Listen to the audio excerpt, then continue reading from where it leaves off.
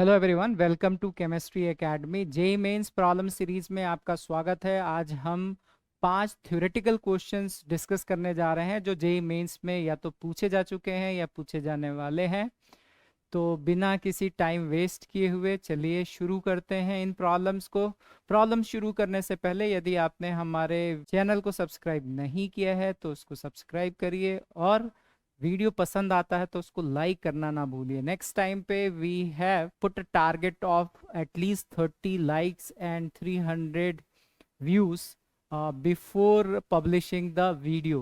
I think it is a very small number and you will do it.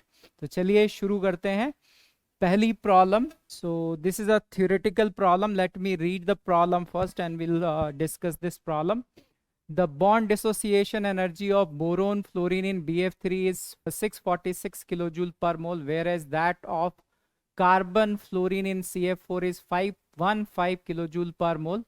The correct reason for higher boron fluorine bond dissociation energy as compared to that of carbon fluorine is, the first option is stronger sigma bond between the boron and fluorine in BF3 as compared to that between carbon and fluorine in CF4. The second one is significant p-pi interaction between boron and fluorine in BF3, whereas there is no possibility of such interaction between carbon and fluorine in CF4. Lower degree of p-pi interaction between boron and fluorine in BF3 than that between carbon and fluorine in CF4. Smaller size of boron atom as compared to that of carbon. So bond dissociation energy जो है वो BF3 में क्यों ज़्यादा है?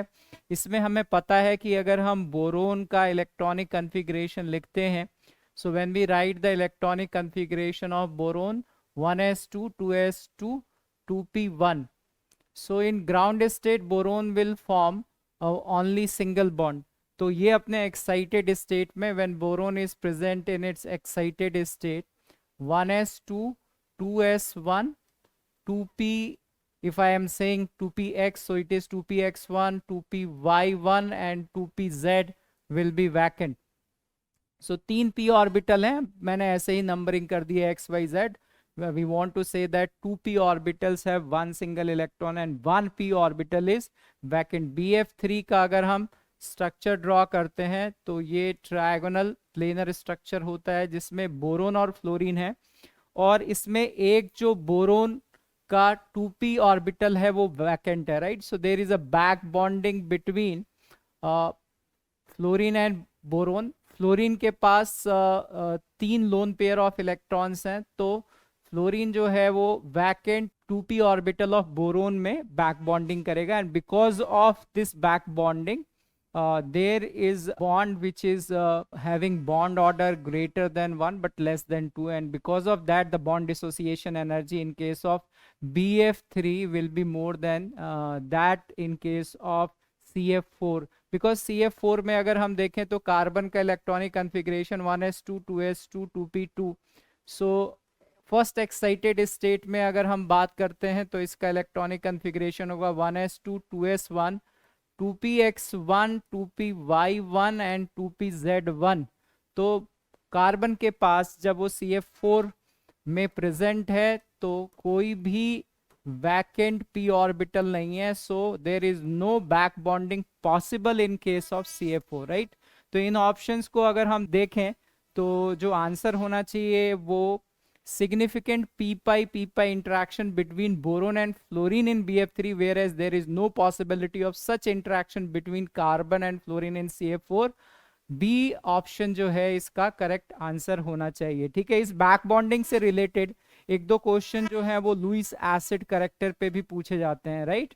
तो उसको भी हम डिस्कस कर लेते हैं कि लुईस एसिड पे क्या क्वेश्चन पूछे जाते हैं। बैक बॉन्डिंग को हम यहाँ देख सकते हैं कि इन case of Lewis acid behavior of BF3, BCl3, BBr3 and Bi3. So as we are moving down, fluorine का साइज सबसे छोटा, देन क्लोरीन का साइज जैसे जैसे हम डाउन द ग्रुप हेलोजेंस में बढ़ते हैं size is going to increase. So here when we are discussing in case of BF3 back bonding की बात करें तो 2p पाई और 2p पाई फ्लोरीन का 2p ऑर्बिटल और बोरोन का 2p ऑर्बिटल पार्टिसिपेट करेगा। राइट हियर बोरोन का 2p एंड क्लोरीन का 3p एंड बोरोन का 2p एंड ब्रोमीन का 4p।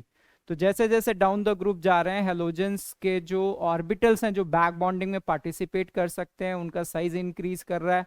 Due to mismatch of size the back bonding is going to decrease. So the Lewis acid character, because boron has a vacant 2p orbital, और वो vacant 2p orbitals जो हैं अगर back bonding कम होगा तो वो ज़्यादा अवेलेबल होगा in order to accept the lone pair of electrons, and because of that the Lewis acid character in this case is going to decrease down the group. So BF3 is the weakest Lewis acid with respect to Bi3. So ये question भी बहुत common है, and because of this double bond character we can say that the bond energy is very high and which is higher than for any single bond, right? So these are the questions which can be asked regarding the halides of boron. Next question को discuss करते हैं. Coming to the next question, again it is a theory based question, so let us read the question first. When rain is accompanied by a thunderstorm, the collected rain water will have a pH value. The first option, A option, is slightly higher than that when the thunderstorm is not there. Uninfluenced by occurrence of thunderstorm, which depends on the amount of dust in air, slightly lower than that of rain water without thunderstorm.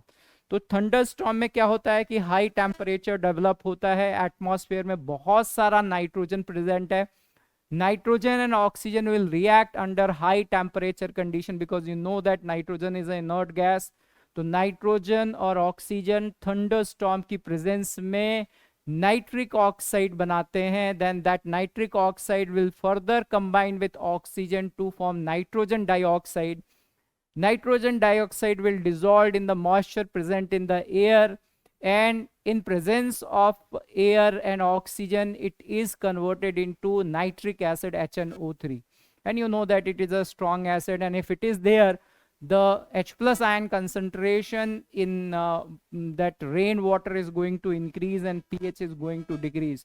तो इसका जो answer होना चाहिए D option होना चाहिए. It has slightly lower than that of rain water without thunderstorm. एक बार आप इन reactions को देख सकते हैं. क्या रिएक्शन हो रही है? At high temperature atmospheric nitrogen and oxygen will react to form nitric oxide. Further nitric oxide will be oxidized by the oxygen to nitrogen dioxide. In presence of oxygen, again this nitrogen dioxide, where the nitrogen is present in +4 oxidation state, it is converted into HNO3 where nitrogen is present in +5 oxidation state. So this is the explanation. Moving to the next question. So you should not confuse here, we are not talking about acid rain. Acid rain में क्या है कि atmosphere में जो pollutant gases हैं जैसे sulphur dioxide है या नाइट्रोजन के ऑक्साइड्स हैं ड्यू टू पॉल्यूशन, जैसे हमारी जो गाड़ियां हैं उनके एग्जॉस्ट से जो है वो नाइट्रोजन ऑक्साइड्स निकलते हैं, and from factories sulphur dioxide gas जो है वो निकलती है, and we can say that sulphur dioxide dissolved in water, right, to convert into sulphuric acid. Similarly, we can say that nitrogen oxides of nitrogen will further interact with atmospheric oxygen to convert into finally into nitric acid. So that is a different case. But when we are talking about thunderstorm, because nitrogen and oxygen की reaction जो है वो very endothermic reaction है because of nitrogen triple bond nitrogen, तो high temperature develop होता है जिससे atmospheric nitrogen oxides में कन्वर्ट हो जाता है. पहले नाइट्रिक ऑक्साइड बनता है, देन नाइट्रोजन डाइऑक्साइड बनता है, and further it is converted into HNO3. So moving to the next problem discuss करते हैं. Several blocks of magnesium are fixed to the bottom of a ship to make the ship lighter. Second option is prevent action of water and salt. The third option is prevent puncturing by undersea rocks, and the D option is keep away the sharks. So it is a very simple question related to corrosion. We know that corrosion के लिए जो conditions होती हैं, necessary conditions जो होती हैं, that is water should be there and oxygen should be there for corrosion, right? अब यहाँ पे जो ऑप्शंस दे रखे हैं हमें पता है कि सी वाटर के अंदर कोरोजन ज्यादा होता है because of the solubility of electrolytes. बहुत सारे सॉल्ट सी वाटर में डिजोल्व होते हैं तो वाटर की कंडक्टिविटी ज्यादा होती है। so corrosion, you know, it is an electrochemical process, so that process will be fast in sea water. so ships के corrosion को रोकने के लिए हम बहुत सारे methods यूज करते हैं। उसमें से एक मेथड है जिसको हम कहते हैं कैथोडिक प्रोटेक्शन और सैक्रिफिशियल एनोड। तो एक बार थोड़ा हम रिवाइज कर लेते हैं, इसका आंसर क्या होना चाहिए? Prevent action of water and salt. तो इन्होंने डायरेक्टली कोरोजन का नाम नहीं लिया है, but this is the answer, this is related to corrosion. अब ये जो कैथोडिक प्रोटेक्शन है, कैथोडिक प्रोटेक्शन के बारे में थोड़ा सा हम इसको रिवाइज कर लेते हैं। It is a technique used to control the corrosion of a metal surface by making it the cathode of a electrochemical cell. तो हम क्या करते हैं कि हमारा जो शिप है उसका बॉटम आयरन ये मेटल से बना होता है। हम मैग्नीशियम इसलिए लगाते हैं क्योंकि magnesium is more reactive than iron, so magnesium will oxidise in place of iron. तो इसको हम कैथोडिक प्रोटेक्शन भी कहते हैं, या हम ये कह सकते हैं कि सैक्रिफिशियल एनोड। जो मैग्नीशियम है वो सेक्रीफाइस होता है, it will oxidise in place of iron, so that is known as sacrificial anode. A simple method of protection connects the metal to be protected to a more easily corroded sacrificial metal to act as the anode. The sacrificial metal then corrodes instead of the protected metal. There are two ways of cathodic protection. One is using galvanic or sacrificial anode or galvanic protection, जो अभी हम ये ship के case में discuss कर रहे हैं। The second one is by using impressed current called ICCP, impressed current cathodic protection. तो ये जो पहला मेथड है, this is used in ship hulls. So by galvanic protection, galvanic protection में भी आपको पता है कि जो है हम एक एक्टिव मेटल को यूजुअली जिंक, मैग्नीशियम, एल्युमिनियम, इसको जो है हम आयरन के ऊपर कोड कर देते हैं और आयरन की जगह या तो मैग्नीशियम ऑक्सीडाइज होता है या जिंक ऑक्सीडाइज होता है या एल्युमिनियम ऑक्सीडाइज होता है, right. So this is about this.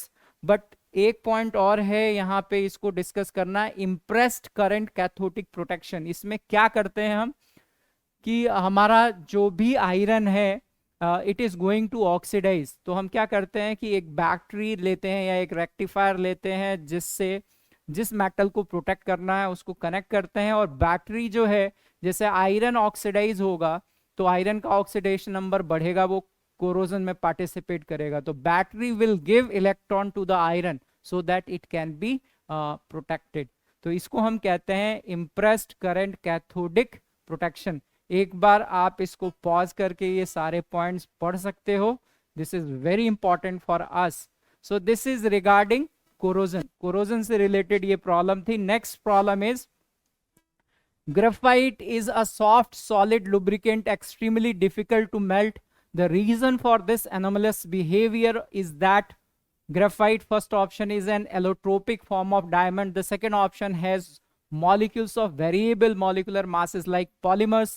The C option has carbon atoms arranged in large plate of rings of strongly bound carbon atoms with weak interplate bonds. And the D option is a non-crystalline substance. तो हमें पता है कि graphite and diamonds are the allotropic form of carbon, और हमें पता है कि ग्रेफाइट जो है it is a good conductor because of its crystalline structure. It has a sheet like structure, hexagonal sheet like structure. Graphite के अंदर एक कार्बन एटम जो है वो 3 कार्बन एटम से जुड़ा होता है, और electron will move through out the sheet. तो एक शीट और दूसरे शीट के बीच में जो जंपिंग ऑफ इलेक्ट्रॉन्स है वो नहीं होती है, conductivity is along the sheet, right. तो यहाँ पे जो ग्रेफाइट का शीट लाइक स्ट्रक्चर है, between two sheets there is a weak van der Waals force of attraction, and because of that जो ग्रेफाइट है उसका क्लीवेज इन शीट्स के अलोंग बहुत आसानी से हो सकता है, एंड बिकॉज ऑफ दैट property it is acting like a lubricant. Graphite के अंदर कार्बन और कार्बन बॉन्ड काफी स्ट्रांग होते हैं। Because of strong carbon and carbon bond इसका मेल्टिंग पॉइंट जो है वो बहुत ही हाई है, so it's a high melting point, and जहां पे हम जैसे ऑयल जो है they are using as lubricant, but जहां पे टेम्परेचर बहुत ज्यादा है हम वहां ऑयल को यूज नहीं कर सकते, because oil will become volatile at higher temperature. On those places where high temperature is there and we need a lubricant, there we use graphite. So this is a very important point. तो अगर हम options को देखते हैं तो C option has carbon atoms arrange in a large plate of rings of strongly bound carbon atoms with weak interplate bonds. तो carbon carbon bond तो strong है, but there is sheet like structure between one sheet and other sheet. There is a weak van der Waals force of attraction and because of that it is acting like a lubricant. ठीक है, तो NCERT में point दे रखा है, एक बार आप देख लो, NCERT से आप रिवाइज कर सकते हो. यहाँ ग्रेफाइट के बारे में दे रखा है, graphite conduct electricity along the sheet, graphite cleaves easily between the layers and therefore it is a very soft and slippery. For this reason graphite is used as a dry lubricant in machines running at higher temperature where oil cannot be used as a lubricant. यहाँ पे जो bond length दे रखी है sheet के along, ठीक है, और ये जो दो लेयर्स हैं उनके बीच का जो डिस्टेंस है वो गिवन है. This is also very important. ठीक है, डायमंड और ग्रेफाइट से रिलेटेड बहुत सारे क्वेश्चंस पूछे जाते हैं. पहले तो कार्बन के इलेक्ट्रोप्स, तो there are 3 type of allotropes of carbon. We know that graphite, diamond and fullerene. तो इसमें एक सवाल जो है वो ये पूछा जाता है कि इसमें थर्मोडायनेमिकली सबसे ज्यादा स्टेबल कौन है. Graphite is thermodynamically more stable. Delta G nought formation of graphite is equal to 0 while that of diamond is positive and fullerene is more positive. सबसे ज्यादा थर्मोडायनेमिकली अनस्टेबल जो है वो फ्लोरिन है. ठीक है, ग्रेफाइट और डायमंड जो है they are covalent type of solids, but जो हमारा फ्लोरिन है, जैसे बकमिनिस्टर फ्लोरिन है, between one C60 ball and other C60 ball there is a weak van der Waals force of attraction. तो दूसरा इंपॉर्टेंट क्वेश्चन हो गया कि फ्लोरिन जो है वो मॉलिकुलर सॉलिड है while graphite and diamonds are covalent solids. ठीक है, इसके अलावा ग्रेफाइट और डायमंड को अगर हमें कंपेयर करना है, बहुत सारे पॉइंट्स हैं. ग्रेफाइट में we know that each carbon atom is attached with 3 carbon atoms, while in diamond each carbon atom is attached with 4 carbon atoms. Allotropic forms से रिलेटेड क्वेश्चन पूछा जाता है. एलोट्रोपिक फॉर्म्स में फॉर्मूले अलग अलग हो सकते हैं, जैसे ऑक्सीजन और ओजोन जो है they are allotropic forms of oxygen. ठीक है, O2 and O3 are allotropic forms but their formula is different. तो एलोट्रोप्स के फॉर्मूले डिफरेंट हो सकते हैं. जैसे बकमिनिस्टर फ्लोरिन जब हम लिखते हैं तो फॉर्मूला C60 है, फॉर्मूला सेम भी हो सकता है. जैसे हम ग्रेफाइट के लिए लिखते हैं कार्बन सॉलिड, डायमंड के लिए भी हम कार्बन सॉलिड लिखते हैं. तो एलोट्रोप्स में सेम फॉर्मूला भी हो सकता है, डिफरेंट फॉर्मूला भी हो सकता है. एलोट्रोप वर्ड हम केवल एलिमेंटल फॉर्म के लिए यूज करते हैं, we do not use for compound. So these are the things which are important, right. आगे बढ़ते हैं, इसमें एक दो पॉइंट और हैं जो आप रिवाइज कर लो एनसीईआरटी से. डेंसिटी जो है ग्रेफाइट की कम होती है, डायमंड की ज्यादा होती है. अगर आप एग्जैक्ट वैल्यू एनसीईआरटी में जो दे रखी है उसकी बात करें तो जो डेंसिटी है ग्रेफाइट की 2.22 ग्राम पर सीसी है, while that of diamond is 3.5 ग्राम पर सीसी. इसके अलावा हम ये कह सकते हैं कि ग्रेफाइट जो है वो इलेक्ट्रिसिटी का गुड कंडक्टर है और हीट का भी गुड कंडक्टर है. With respect to diamond, diamond is bad conductor of electricity as well as bad conductor of heat, right. Moving to the next part of the question. Question क्या है इसमें, let us read the question first. Which of the following is the wrong statement. पहला statement है NOCl and ONO minus are not isoelectronic. The second is O3 molecule is bent. The third is ozone is violet black in solid state and the fourth option is ozone is diamagnetic gas. तो इस statement को, पहली statement को discuss करते हैं. They are asking कि इसमें से कौन सी रॉन्ग स्टेटमेंट है. NOCl and ONO माइनस, ये O माइनस को हम फ्लोरीन लिख सकते हैं, ONF लिख सकते हैं. यहाँ क्लोरीन है, फ्लोरीन और क्लोरीन में वैलेंस इलेक्ट्रॉन सेम है but the total number of electrons are not same, so these are not isoelectronic. ये स्टेटमेंट ट्रू है. The second statement is ozone molecule is bent. This statement is true because when we draw the structure of ozone, ozone के ये resonating structures हैं दो, right ये पहला structure हो गया और दूसरा स्ट्रक्चर ये है. Because of resonance the bond length of oxygen bond in ozone, both bond lengths are equal because of resonance, so it has V shape और bend shape. और ये एंगल जो है वो NCERT में दे रखा है 117 डिग्री एंगल होता है. So this statement seems to be true. The third statement is ozone is violet black in solid state. Ozone gaseous state में pale blue है और in liquid state it is dark blue and in solid state it is violet black. So this statement is also correct statement taken from NCERT. NCERT में ये सब कुछ दे रखा है. Oxygen gas is paramagnetic but ozone is diamagnetic in nature. तो ये सारी statement सही हैं. तो हम यहाँ से कह सकते हैं कि डी ऑप्शन सही होना चाहिए. नन ऑफ दिस, इसमें से कोई भी ऑप्शन जो है रॉन्ग नहीं है. All the options are correct, right. So we can revise some important points regarding ozone. ठीक है, ओजोन के लिए एक तो ये क्वेश्चन पूछा जाता है कि ओजोन का जो डिकम्पोजिशन है वो कैसा प्रोसेस है. जनरली हमें डिकम्पोज करने के लिए हीट एनर्जी देनी पड़ती है, बट ओजोन का डिकम्पोजिशन जो है वो एक्सोथर्मिक प्रोसेस है. थोड़ा सा आप यहाँ थर्मोडायनेमिक्स के हिसाब से देखें तो formation of ozone is an endothermic process, value दे रखी है. इसका मतलब डिकम्पोजिशन ऑफ ओजोन, अगर हम ओजोन को डिकम्पोज करते हैं तो इसमें heat energy is going to release 3 times of O2 in gaseous state. ये जो ओजोन का डिकम्पोजिशन है इसका डेल्टा जी नेगेटिव है. It is a spontaneous process.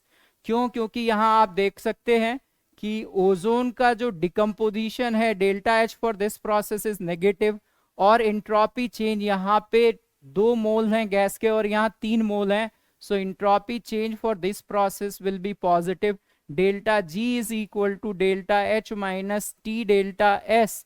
Delta H की वैल्यू जो है वो नेगेटिव है, डेल्टा एस की वैल्यू पॉजिटिव है. That's why minus T delta S की वैल्यू नेगेटिव होगी. So delta G at all temperature and pressure is an negative value. अगर डेल्टा जी की वैल्यू नेगेटिव है, इसलिए ओजोन का decomposition is a spontaneous process. इसलिए ozone को हम एक कंटेनर में भर के स्टोर करके नहीं रखते, बिकॉज उसका जो डिकम्पोजिशन है वो स्पॉन्टेनियस और एक्सप्लोसिव की तरह वो वर्क कर सकता है. तो जब जरूरत होती है तभी हम ओजोन को बनाते हैं. हम इस तरह से स्टोर करके ओजोन को नहीं रखते हैं. ओजोन से रिलेटेड 1-2 और पॉइंट्स हैं जो कि बहुत ही इंपॉर्टेंट है. जैसे ozone is a very good oxidising agent.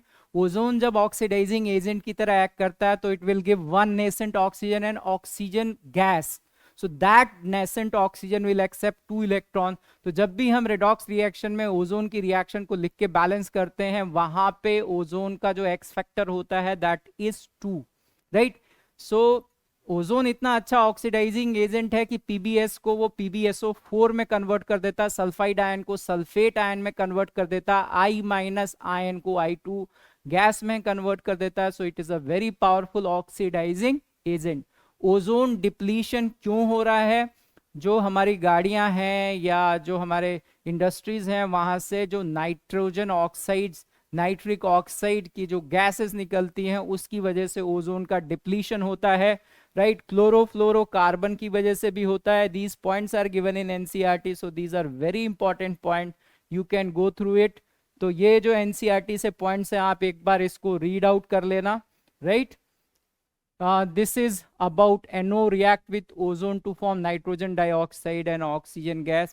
Another threat of this ozone layer is probably posed by the use of freons which are used in aerosol spray and as refrigerant. So these are the important points. मैंने आज आपसे 5 question theoretical question discuss किए, ठीक है.